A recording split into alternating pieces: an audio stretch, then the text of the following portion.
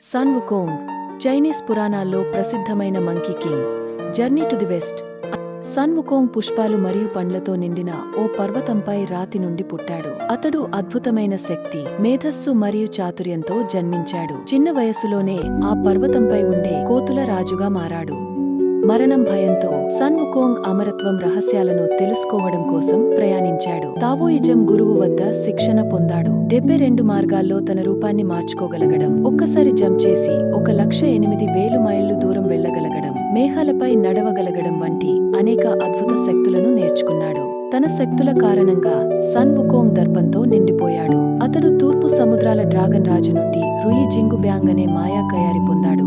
ఇది తక్కువగా లేదా పెద్దగా మారగలదు. అతడు great sage equal to heaven, ఆకాశానికి సమానమైన మహాజ్దాని అని తనను తాను ప్రకటించుకున్నాడు. ఈ పేరు గుర్తించమని దేవతలను కోరాడు. కాని జేడ్ చక్రవర్తి, స్వర్గరాజు ఆ అభిమానం నిరాకరించడంతో సన్ వుకోంగ్ స్వర్గంలో కల్లోలం సృష్టించాడు. స్వర్గ దేవతలన్నీ అతని ముందు ఓడిపోయారు. చివరికి బుద్ధుడు తన శక్తితో అతడిని ఓడించి 5 శతాబ్దాల పాటు ఓ పర్వతం కింద బంధించాడు. 500 సంవత్సరాల తర్వాత తంగ్ సాంజాంగ్ త్రిపిటక అనే సన్యాసి అతడిని విముక్తి చేశారు. బుద్ధుని పవిత్రమైన గ్రంథాలను భారతదేశం నుంచి స్వరాన్ని తీసుకురావడం కోసం సన్ వుకోంగ్ తనను అనుసరించమని చెప్పాడు. పిక్సీ, జుబాజీ, సాండి, షావుజింగ్ వంటి సహచరులతో కలిసి సన్ వుకోంగ్ అనేక పరీక్షలు, రాక్షసులను ఎదుర్కొన్నాడు.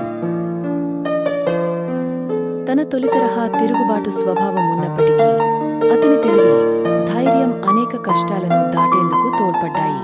ప్రయాణంలో అతను వినయం, శాంతి మరియు దయను నేర్చుకున్నాడు.